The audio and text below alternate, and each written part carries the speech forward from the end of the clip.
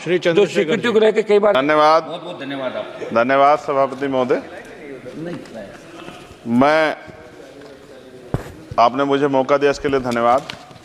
मैं अपने व्यक्तिगत जीवन में, मेरे आज भी याद है, मेरी माँ ने एक बार मुझसे कहा कि मेरे मामा बहुत गौरवशाली हैं कि उनकी बिटिया ने उनको प्लेन का सफ़र करा दिया।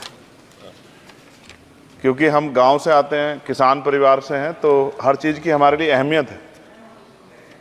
मैंने भी ये तय किया था कि मैं अपनी सैलरी से अपनी माँ को एक बार हवाई जहाज़ का सफ़र ज़रूर कराऊंगा। अब हालात ऐसी हैं, आप बेहतर जानते हैं, हमने देश भी जानता है, सब लोग जानते हैं कि गरीब आदमी हवाई जहाज़ में सफ़र नहीं कर सकता। प्रधानमंत्री जी तो कहा था बहुत दिन पहले कि चप्पल वाला जो है हवाई जहाज में सफर करेगा, लेकिन आज हालात ऐसे, किराया भाड़ा इतना बढ़ गया है, ये नीतियां हैं उसकी वजह से, कि गरीब आदमी सफर नहीं कर सकता है। गरीब आदमी तो ट्रेन में एसी के डब्बे में सफर नहीं कर सकता, इस तरह के हालात। तो मेरी मंत्री जी से मांग है कि कोई व्यवस्था ऐसी की जाए कि जो करोड़ों महिलाएं देश की हैं, करोड़ों परिवार ऐसे जिन्होंने सपना ही देखा हवाई जहाज को जाते, उनको भी एक बार मौका मिले कि हवाई जहाज का सफर करने। तो अगर किराया सस्ता होगा तो शायद वो प्रयास कर सकते हैं, उनके बच्चे प्रयास कर सकते हैं। साथ साथ वायु यात्रा में सेफ्टी सिक्योरिटी का बहुत ज़्यादा ध्यान रखने की जरूरत है। कई बार हादसे हुए हैं, कई चीज़ों पर हमें गौर करना है। साथ साथ ज़्यादातर एयरपोर्ट जो है वो प्राइवेट हो गए, और प्राइवेट होने की वजह से कर्मचारियों का शोषण होता है। कर्मचारियों की, क्योंकि हमारे यहाँ बेरोजगारी बहुत है, तो कर्मचारियों को वहाँ काम करने में जो सैलरी मिलती है उसमें एक बार का टिकट भी नहीं आता कई जगह पे। तो मेरी आपसे ये आग्रह है कि जिन लोगों जो प्राइवेट हो गए वहाँ भी सैलरी कम से कम न्यूनतम वेतन इतना होना चाहिए 20,000 रुपये, कि वो अपने परिवार का भी और सफर भी वो कभी कर ले, ऐसा मौका भी उन्हें मिलना चाहिए। साथ साथ प्राइवेट होने की वजह से SC/ST OBC के बच्चों को जो नौकरी मिल जाती थी वो भी जीरो होगी। तो मेरी आपसे आग्रह है कि अगर प्राइवेट भी हो गया तो उनसे भी कहा जाए कि कमजोर वर्गों के लोग बच्चों को मौका दिया जाए। साथ साथ नगीना में जहाँ जिन्होंने मुझे चुन के भेजा, मैं उनका धन्यवाद करता हूँ उस क्षेत्र का, वहाँ एयरपोर्ट नहीं, और लंबे समय से उनकी मांग, वहाँ पायलट ट्रेनिंग स्कूल भी नहीं है, एरोस्टेस ट्रेनिंग स्कूल भी वहाँ खोलना चाहिए, क्योंकि ग्रामीण क्षेत्रों की प्रतिभाओं को नकारना नहीं चाहिए। साथ साथ मेरा जिला जो है सहारनपुर, वहाँ एयरपोर्ट पुराना है, वो डिफेंस का है सरसावा में, लेकिन वहाँ से पैसेंजर जो है यात्रा के लिए कोई सुविधा नहीं। और साथ साथ एक जगह है छुटमलपुर, क्रांतिकारी जगह है, जहाँ हम पैदा हुए, क्रांतिकारी जगह है ही वो सर। तो वहाँ पे भी हवाई पट्टी की जो है स्थापना जो है सरकार को करानी चाहिए। हमारे लोगों को, छुटमलपुर के लोगों को बहुत अच्छा लगे और फायदा भी होगा, बहुत सारा जो है आसान हो जाएगा जनता के लिए। और सुबह से हम प्रयास कर रहे हैं सर कि हमें बोलने का मौका दिया। यहाँ छोटी पार्टियों के लिए थोड़ी समस्या है और 2.5 घंटे इंतजार का मौका मिल रहा है। मैं भाजपा के साथियों को याद दिलाना चाहता हूँ, एक समय था कि आप पे भी 2 मेंबर ऑफ पार्लियामेंट थे, आज आपकी सरकार है, आपको तीसरी चौथी बार मौका मिला है। अगर हम लोग भी ज्ञान की कमी थोड़ी है किसी में, ऐसा तो रानी के पेट से ही राजा पैदा होता है या कोई माँ के पेट सीख के आता है। हम तो संघर्ष करके आए 15-15 साल, तो जब हमें मौका नहीं मिलेगा, अपनी बातें रख पाएंगे तो हमारी बात कैसे पहुंचेगी। साथ साथ मेरा आपसे आग्रह है, ये मेरी मांग नहीं है, ये पंजाब के लोगों की मांग है। देश के प्रधानमंत्री जहाँ कह के आए थे पंजाब में, कह के आए थे पंजाब में कि जब आदमपुर एयरपोर्ट का नाम जो है सतगुरु रविदास जी महाराज के नाम पे करने के लिए कह के आए थे प्राइम मिनिस्टर।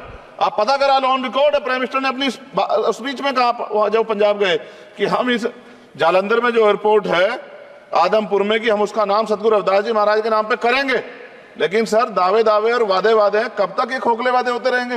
देश के प्रधानमंत्री की बात का कोई सम्मान होना चाहिए। क्या सरकार, ये मंत्री जी नहीं सुनना चाहते, या फिर उन्होंने झूठा वादा कर लिया, इन पे भी ध्यान देना चाहिए। लेकिन साथ साथ मेरी मांग भी है, मैं पुनः इस बात को दोहराऊंगा सर, कि गरीब लोग, मैं गांव में जाता हूं, मीटिंगों में जाता हूं, पूछता हूं महिलाओं से, कभी हवाई जहाज सफर किया? मैं लाखों लोगों से मिल चुका, आज तक गरीबों ने हाथ नहीं उठाया सर कि उन्होंने हवाई जहाज का सफर किया, हेलीकॉप्टर का भी नहीं किया है। क्योंकि सर इस देश में आर्थिक गैर बराबरी बहुत बड़े पैमाने पे है। गरीब पैदा होता है, मर जाता, ना अच्छा इलाज मिलता, ना सुविधाएं मिलती, बस उसका जीवन है कि वो पैदा हो गया, ऐसा लगता है मजबूरी में पैदा हो गया, उसको पैदा ही नहीं होना चाहिए था। इस देश में कमजोर वर्गों के लोगों का भी सम्मान होना चाहिए, उनको अवसर मिलना चाहिए।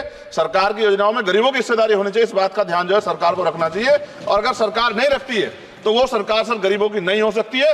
नौजवान जो है मंत्री सरकार ने दिए हैं, और मुझे उम्मीद है कि एक नौजवान दूसरे नौजवान के दर्द को और गरीबों के दर्द को और ग्रामीण क्षेत्रों के दर्द को समझेगा। और मुझे भरोसा है आपके ऊपर, आपकी शैली के ऊपर, क्योंकि पिछली बार भी विषय उठा था। हम जाते हैं सब लोग कि आप इस बात को इस बार सफल करने में कामयाब हो जाएंगे। मेरी मंगल कामनाएं भी है कि कोई गरीब परिवार आपको प्रार्थना करे, दुआएं करे कि आपने उनको ये मौका दिया। वरना आदमी पैदा होता है भारत में और गरीबी में मर जा, हजारों साल चला, अब भी आजादी के 75 साल बाद भी अगर ये नहीं हो पा रहा है तो इस पे हमें गौर करना चाहिए कि क्यों नहीं हो पा रहा। कई सीनियर साथी हमारे यहाँ हैं, मैंने उनको प्लेन चलाते हुए देखा, मेंबर ऑफ पार्लियामेंट होते भी।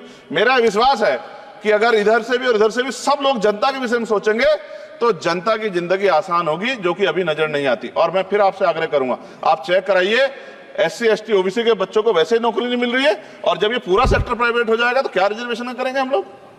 क्या फायदा रिजर्वेशन का? जब SC ST OBC के बच्चों क्या रिजर्वेशन का फायदा? गाली तो खाते हैं इस नाम पे, लेकिन रिजर्वेशन ही कहां मिलेगा जब सब प्राइवेट हो जाए? प्राइवेट वाले कहां दे रहे हैं? तो उनको कहिए कि प्राइवेट सेक्टर में मैं विधेयक लेके आया, निजी विधेयक, कि प्राइवेट सेक्टर में SC ST OBC के बच्चों को मौका मिलना चाहिए। सुप्रीम कोर्ट का एक ऑर्डर आज चर्चा हुई इसमें कि भाई क्रिमिलेयर होगी। कितने अरबपति बने आप लोग? कितने लोगों पे हवाई जहाज बताइए? SC ST के लोगों पे कितने लोगों पे हेलीकॉप्टर बताइए? आप कुछ नहीं है आपके पास आंकड़े। सब लोग मिलकर गरीबों को चलना चाहते हैं, ये गलत है सर। मैं आपका धन्यवाद करूंगा पुणे सर, और क्योंकि हम ही कोरम पूरा करते हैं सर, देख लीजिए आप, हम ही बैठे कोरम पूरा करते हैं। हमें विश्वास है अपने देश की पार्लियामेंट पे कि आज नहीं तो कल इस पार्लियामेंट से गरीबों के लिए कानून बनेंगे और गरीबों के लिए पॉलिसियां बनेंगी और गरीबों को भी सम्मान का जीवन मिलेगा, ऐसा हमें विश्वास है। मैं आपका धन्यवाद करता हूं और मुझे उम्मीद है नौजवान हमारे मंत्री से कि वो गरीबों की बात को सुनेंगे और हम लोगों की पीड़ा को समझेंगे और हमारे क्षेत्रों में काम कराने का। धन्यवाद।